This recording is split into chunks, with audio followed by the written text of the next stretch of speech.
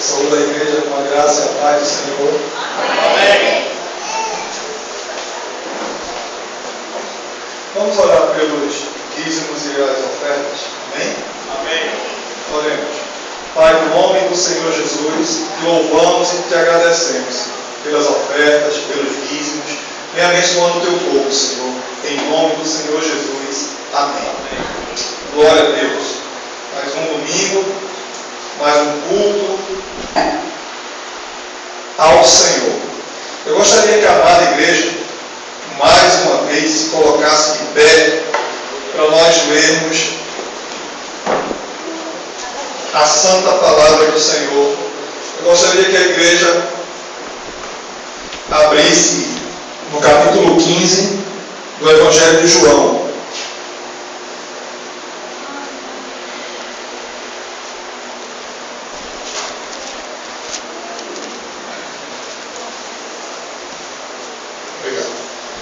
Eu tenho por tema nessa noite, eu gostaria de refletir com a amada igreja sobre a videira, os ramos e o agricultor. Então nós vamos refletir esta noite sobre a videira, os ramos e o agricultor. Capítulo 15 de João diz assim: eu sou a videira verdadeira, e meu Pai é o lavrador. Toda vara em mim que não dá fruto, atira e limpa toda aquela que dá fruto, para que dê mais fruto. Vós já estáis limpos pela palavra que vos tenho falado. Estai em mim, e eu em vós.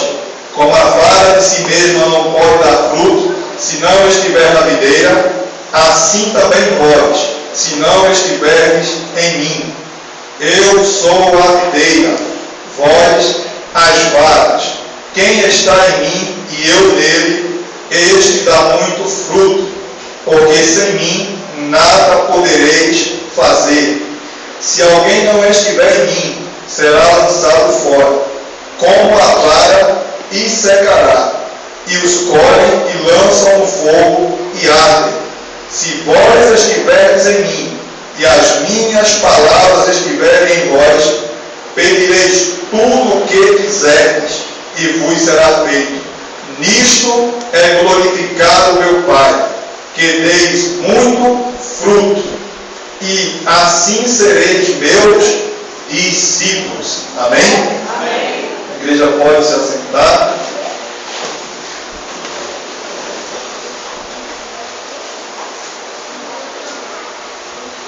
O capítulo 15 do Evangelho de João trata acerca das últimas instruções que Jesus está dando aos seus discípulos. São os últimos ensinamentos. E na visão de Jesus, na ótica de Jesus, na presença de Jesus estão principalmente os 12 apóstolos. Esse é o grupo que Jesus tem diante dele. Apesar que o ensinamento não ficou apenas para os 12. Esse ensinamento ele chegou até nós hoje. Mas naquele momento, naquela ocasião, Jesus tinha aqueles 12 discípulos. E lembrando que entre os 12 discípulos tem um que se chama Judas Iscariotes.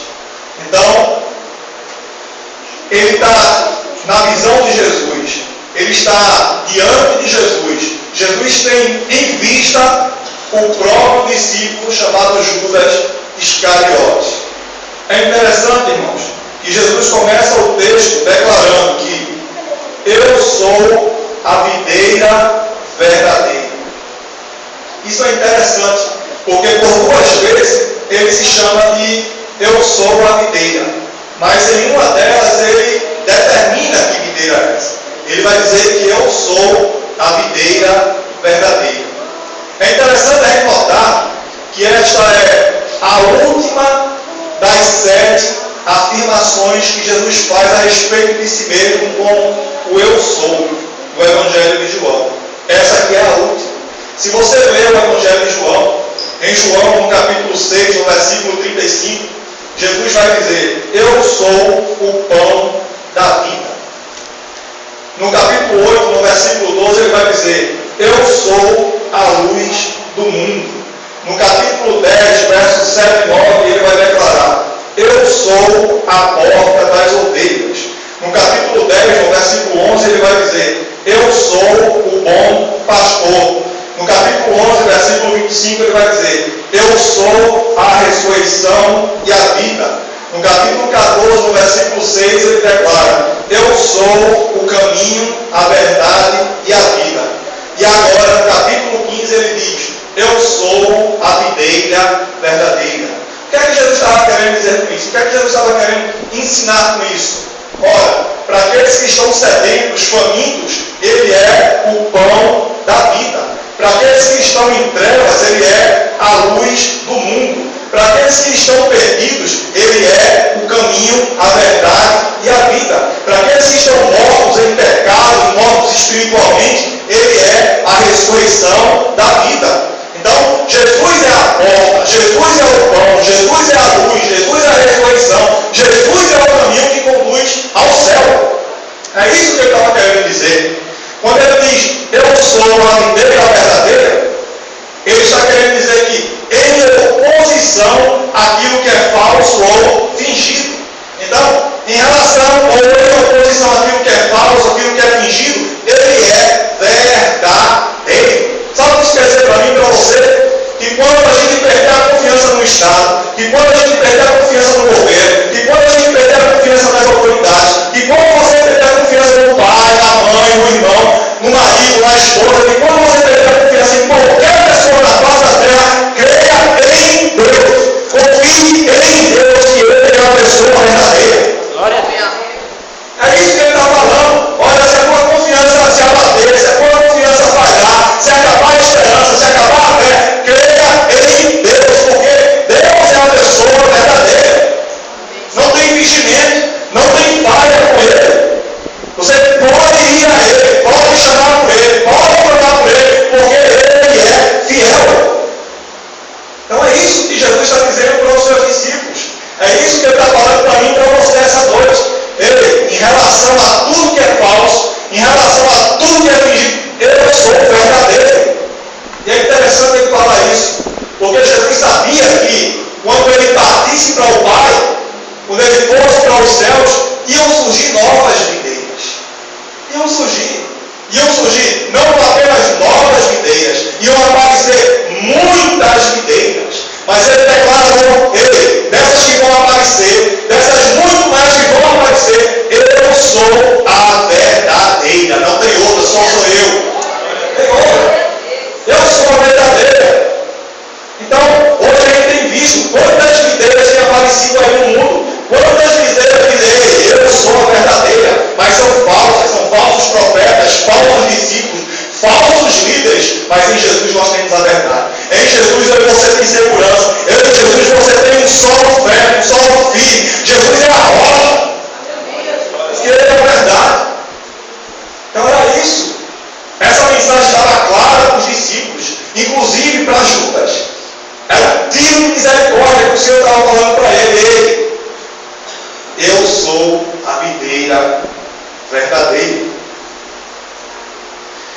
É interessante que Israel era a videira plantada por Deus, mas Israel falhou em dar frutos. Jesus agora, os israelitas eles descendem dos patriarcas, mas todo cristão hoje, nos dias de hoje, descende de Cristo, da videira verdadeira. Ele é a única videira. É interessante que Jesus se declara como a videira verdadeira, mas no verso 2, ele agora vai apresentar o Pai.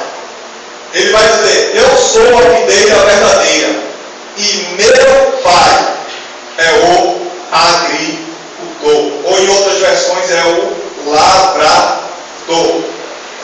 Agricultor ou lavrador significa, segundo o dicionário, um trabalhador da terra. Alguém que conhece o solo, alguém que conhece a terra.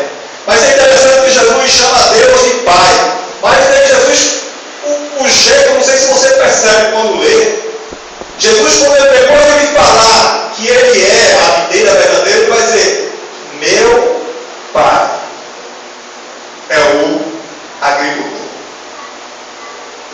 Testamento existem dois tipos de pessoas que reivindicam o direito de Deus ser pai dele. Em João capítulo 8, no versículo 41, esse primeiro grupo de pessoas diz assim sobre Deus. Olha o que a palavra diz sobre essas pessoas. Vós fazeis as boas obras de vosso Pai. Disseram-lhe, pois, nós não somos nascidos de prostituição. Temos um Pai que é Deus. Esse aqui é o primeiro grupo de pessoas. Nós temos um Pai que é Deus. Estão reivindicando o direito de ser filho de Deus. Olha o que Jesus fala sobre essas pessoas. Jesus vai dizer: disse-lhes, pois, Jesus no verso 42, se Deus fosse vosso Pai, certamente me amaríeis, pois que eu saí e vim de Deus, não vim de mim mesmo, mas Ele me enviou. Aí olha o que Jesus fala no verso 44 sobre essas pessoas. Vós tendes por pai ao diabo, e quereis satisfazer os desejos de vosso pai. Ele foi homicida desde o princípio, e não se firmou na verdade, porque não há verdade nele. Quando ele profere mentira, fala que ele é próprio, porque é mentiroso e pai da mentira. Então esse é o primeiro grupo de pessoas que o Novo Testamento mostra reivindicando o direito de ser filho de Deus. Então para esse grupo Jesus diz: vocês estão muito enganados. O pai de vocês é outro, o pai de vocês é o diabo. E o segundo grupo de pessoas é o que está em Romanos capítulo 8, versículo 15. Esse segundo grupo de pessoas reivindica também o direito. O apóstolo Paulo vai dizer: porque não recebestes o espírito de escravidão, para outra vez estardes em temor, mas recebestes o espírito de adoção de filhos, pelo qual clamamos: Abba, Pai. Então, o Novo Testamento apresenta dois grupos de pessoas que têm Deus como verdadeiro Pai. Então, quando Jesus diz meu Pai, quando ele diz meu Pai, eu e você se classifica nesse contexto. Nós temos um Pai que é Deus. Mas Jesus vai adjetivá-lo dizendo que ele é o agricultor. Em outras palavras, o agricultor é aquele que conhece a terra, que conhece o solo. É interessante que a Bíblia nos informa que nós saímos do pó da terra, do humus. Então, a composição química do nosso corpo, ela está mais de 70% no solo da terra. Sabe o que é que isso quer dizer? Que Deus conhece você no íntimo. Deus sabe quais são os seus problemas, Deus sabe quais são as suas lutas, Deus sabe quais são as suas necessidades, Deus sabe quais são as suas fraquezas, Deus sabe quais são as suas fortalezas. Meu irmão, Deus te conhece por dentro e por fora. Ele te conhece, Ele sabe o que você precisa, Ele sabe quais são as suas ânsias, os seus sonhos, as suas ansiedades. Ele conhece você por dentro e por fora. Ele conhece você mais do que você mesmo. Mas Ele não conhece apenas você, não. Ele conhece você e tem poder para realizar aquilo que você está precisando no momento. Ele é o Deus Todo-Poderoso. Quando Jesus diz, Ele é o Pai, Jesus está falando do Criador, do governador, do mantenedor, daquele que sustenta todas as coisas pelo poder da palavra. Ele é Deus. É isso que Jesus está falando. Ele é o Pai, Ele está no controle de todas as coisas. Ele está no controle da tua vida, meu irmão. Não pense que tua vida está fora do controle da tua vida, não. Ele está no controle da tua vida. Ele está. Porque é Ele que cuida, é Ele que conhece, é Ele que tem poder. É Ele. É interessante que quando acabava o inverno em Israel, chegava o tempo de plantar, o agricultor, ele começava a andar pela vinha, e ele ia colhendo os ramos que estavam caídos pelo solo, e ele pegava aqueles ramos, o sentido da palavra é, ele levantava aqueles ramos, amarrava os ramos e prendia numa estaca na vinha, para que o sol batesse e aquecesse aqueles ramos. E quando o sol aquecia aqueles ramos começavam a brotar novamente. Acho que você não entendeu o que eu falei. O pai andava pela vinha e levantava os ramos que estavam caídos pela vinha. O pai levantava. Eu não sei se você caiu, eu não sei se você está caído, mas eu quero te dizer que o pai tem poder para te levantar essa noite. O pai tem poder para te levantar, para te colocar em pé. O pai tem poder para te restaurar, para te colocar em pé, para te honrar novamente. Aleluia. É o pai que faz isso. É o nosso Deus. É ele que faz isso. Ele não apenas levanta, ele coloca em pé, ele restaura o homem, ele tirou lá no coração, colocou no lugar de glória. Porque é ele que faz. É ele. É o pai, é ele que cuida da vinha. É ele que cuida de poda, de corta, que ajeita, que arruma. É ele que é o trabalhador que conhece o solo, que conhece a vinha. É Deus que faz isso, irmão. Eu não sei o que poder para isso, não. Quem faz é ele. É misericórdia, é graça, é amor. É tudo em dele, tudo gostando dele. É ele que faz isso. É ele que tem poder. É interessante que quando eu li essa palavra hoje à tarde, eu lembrei daquele episódio que aconteceu aí na padaria, na sexta-feira. E eu até falei para uns aqui que eu estava lá, no meio daquele homicídio. E é interessante que na hora que estava ocorrendo, eu pensava, meu Deus, eu tenho que fazer alguma coisa. E eu corria para trás de uma pilastra e procurei a pilastra mais larga possível que me coubesse, para que os tiros, se viesse tiro doido, não atravessassem e não me pegassem. Então era o que eu pensava na hora. Aí quando eu ia à tarde, eu estava meditando essa palavra hoje à tarde, aí o Espírito Santo falava comigo e dizia, quer dizer que era uma pilastra que tinha de proteger. Era uma pilastra que tinha de proteger. Quer dizer que era um balcão, se você abaixasse, tinha de proteger. Quer dizer que é um colete à prova de bala que vai te proteger. É um carro blindado que vai te proteger. É nada com essa piada. Se Deus não estender a mão sobre mim, sobre você, não tem nada que proteja você. É Deus. É Deus. Eu pude ver a misericórdia, a graça de Deus, a mão de Deus sobre a minha vida. É Ele que faz isso. É Ele que dá livramento. É Deus que faz assim, irmão. Não tem como você fazer nada, não. A gente às vezes pensa, não, eu corri, não foi eu que fiz. Não foi eu que tive essa atitude, foi eu que fiz isso. Não, é Deus que faz isso. Esse é um dos livramentos que eu pude perceber. E aqueles que eu não percebo? E aqueles que eu não percebo? E aqueles que se levantam todo dia para te atacar? Que querem ver a tua queda, a tua derrota. E Deus te livrando, Deus te salvando, Deus te mostrando um lugar seguro. É Deus que faz isso. Por isso que o salmista Davi vai dizer, ainda que eu ande pelo vale da sombra da morte, tu estás comigo, a tua vara e o teu cajado me consolam. Deus que faz isso, irmão, não é eu você não. É o livramento de Deus, é o amor de Deus, é o poder de Deus. É Deus que faz assim. Então, Jesus vai falar, ei, é meu Pai. Primeiro verso. E meu Pai é o lavrador. Ele é que vai cuidar da videira. É Ele que vai cuidar.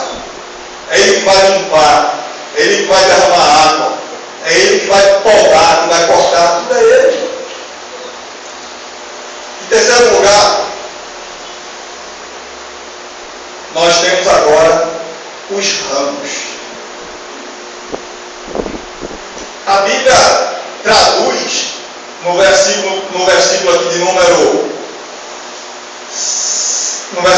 5, Jesus vai dizer, vós sois as varas.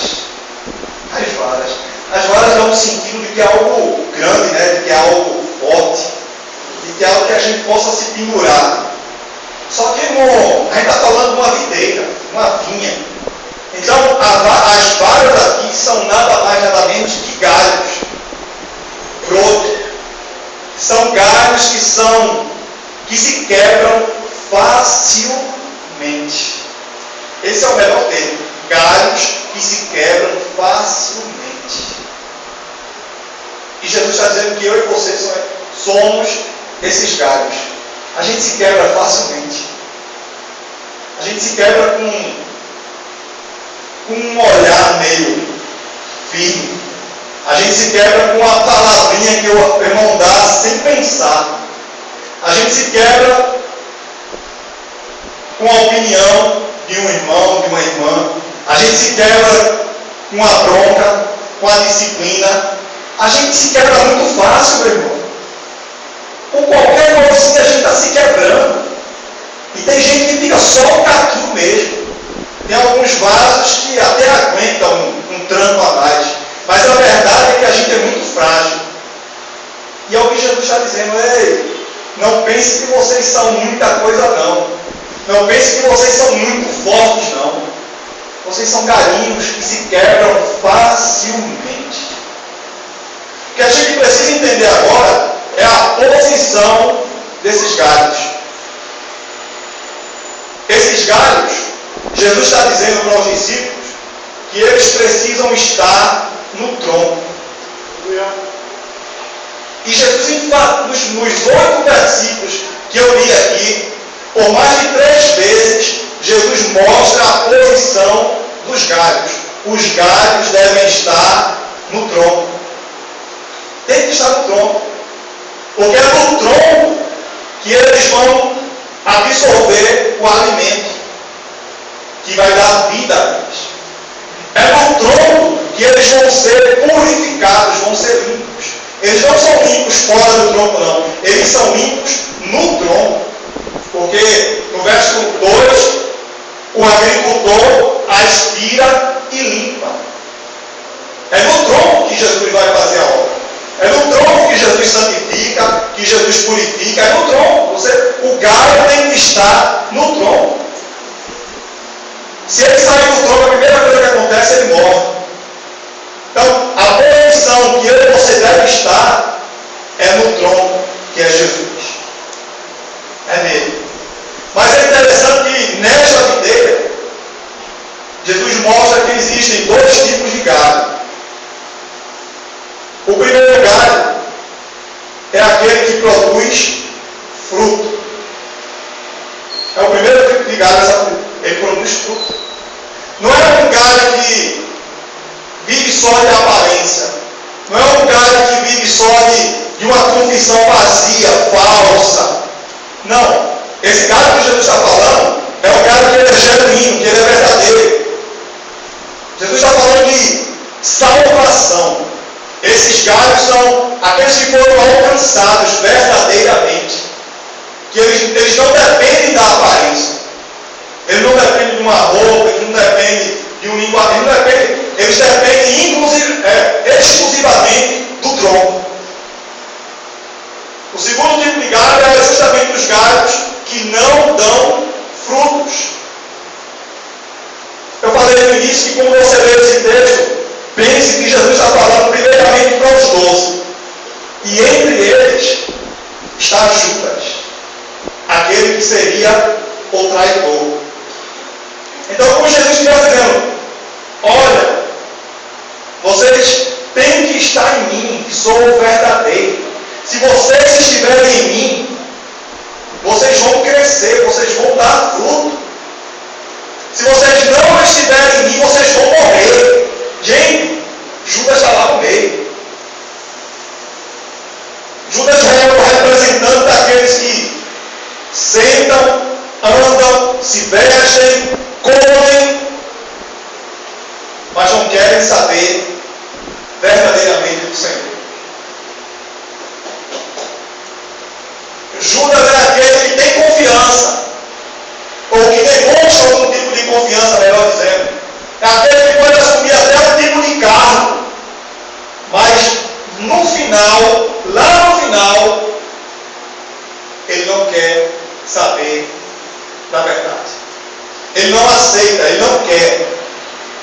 Então Jesus está falando: olha, se vocês estiverem em mim, vai dar fruto. Mas se vocês não estiverem, não vão frutificar, vão morrer. Vão morrer. Então, aqueles 12 homens estão ali ouvindo Jesus ensinar. dependência total. Vocês precisam estar em mim unidos. Mas unidos em pensamentos, unidos na vontade. Vocês precisam ter comunhão comigo. É o que Jesus está dizendo. Porque você pode morrer no risco e permanecer na videira por algum momento e não dar fruto. Porque pode acontecer. E se não der fruto, o que vai acontecer é que o agricultor, ele é fiel. Mas ele é fiel no sentido de cortar aqueles que não dão fruto, para que eles voltem ou comecem a frutificar novamente. Então, meus irmãos, eu gostaria de encerrar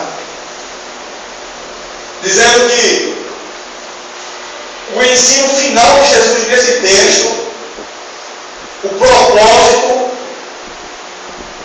Jesus vai declarar o propósito desse texto no versículo número 8. Nisto é glorificado meu Pai. Jesus vai dizer, olha, se vocês estiverem em mim e as minhas palavras estiverem em vós. Palavras é no plural, significa a palavra rema, que quer dizer doutrina, ensino. Se o meu ensino, se a minha doutrina, se os meus preceitos estiverem em vós, dentro de vós, no coração, preso, vocês podem pedir qualquer coisa a mim e eu vou conceder. Aí você diz, mas eu posso pedir qualquer coisa mesmo?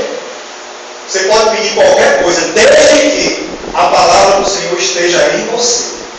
Se ela não tiver, você só vai pedir besteira. E nisto é glorificado meu Pai. Sabe o que Jesus está querendo dizer? Que se o ensino dele, se a doutrina dele, se os preceitos dele estiver dentro de você, você irá manifestar fruto para a glória de Deus. É o grande propósito. Talvez você tenha pedido alguma coisa esse ano e não recebeu. Não fique com raiva não. Possa ser que aquilo que você estava pedindo não é para glorificar Deus, é para glorificar você. Nem pense que você vai receber. Jesus disse que ia responder às nossas orações quando aquilo que eu e você pedir a Ele for para glorificar o nome dEle. Se aquilo que você deseja, se aquilo que você sonha, se aquilo que você anseia é para a glória dEle, ei, te prepara, porque vem bênção para a tua vida. Te prepara, porque vem porta aberta para a tua vida. Te prepara, porque vem vitória para a tua vida. Te prepara, que Deus vai estender as mãos sobre a tua vida e vai te abençoar poderosamente. Aleluia. É isso que vai acontecer. É isso que vai acontecer. Quando aquilo que você desejar for para glorificar o nome dele. Só assim, ele termina o verso 8 dizendo, só assim vocês serão meus discípulos. É o que diz o verso número 8. E assim sereis meus discípulos. Sabe o que ele está querendo dizer? Em outras palavras, vocês vão demonstrar que são meus discípulos quando vocês glorificarem o nome de Deus. Então, meu irmão, eu gostaria de encerrar essa noite dizendo que Jesus é a videira e o lugar certo dos ramos é no tronco, é em Jesus. Que o Senhor abençoe a amada igreja em nome de Jesus, o pastor.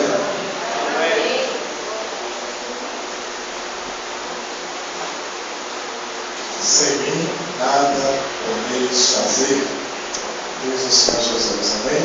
Amém. Possamos estar buscando cada dia mais estar firme e bem ligado sobre esta videira. Nós louvamos ao Senhor esta noite, louvamos a Deus pela vida da igreja e só reforçando os avisos, domingo de hoje é 8, o batismo. Então não teremos escola bíblica aqui na igreja, não haverá escola bíblica dominical. Estaremos na igreja O Brasil para Cristo, e o culto lá vai dar início às 9 da manhã. Amém, amados? Então às 9 da manhã se dará início ao culto. Os que vão descer as águas, quem não souber a igreja onde fica, vem aqui para a igreja, que nós estaremos saindo às 8h30 daqui. E quem já souber o endereço da igreja, que não é tão difícil, né? Fica ali na Padre Roma. Quem vai pelo centro de Jaboatão, você pega ali a Câmara Lima, que é o beco da colônia, segue em frente, você passa pela matriz da Assembleia de Deus, aí continua em frente. A próxima igreja, depois da praça, se me falei agora, tem uma praça na frente. Após a praça, a igreja fica do lado esquerdo, a igreja O Brasil para Cristo. Estaremos ali pela graça, com a permissão do nosso Deus no domingo próximo, às 9 da manhã. Quero convidar aqui à frente os irmãos que vão estar descendo as águas no próximo domingo. Todos os irmãos estarão descendo as águas, estarão se batizando no próximo domingo. Fica aqui à frente. Amém.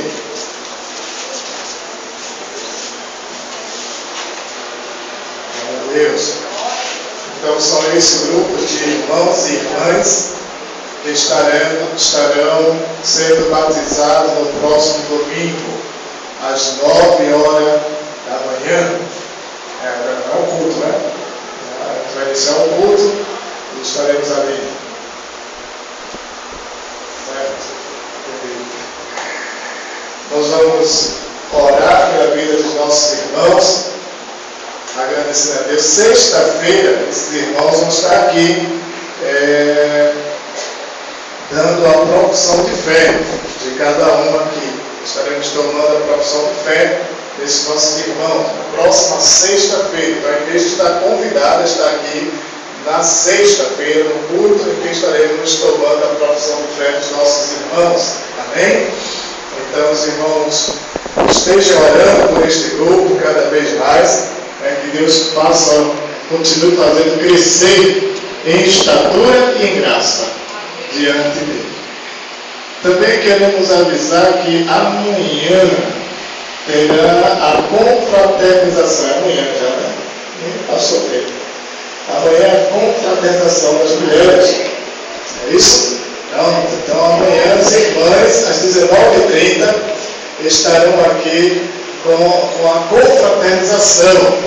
As irmãs estão aí avisadas, irmãs que estamos para vir a confraternização.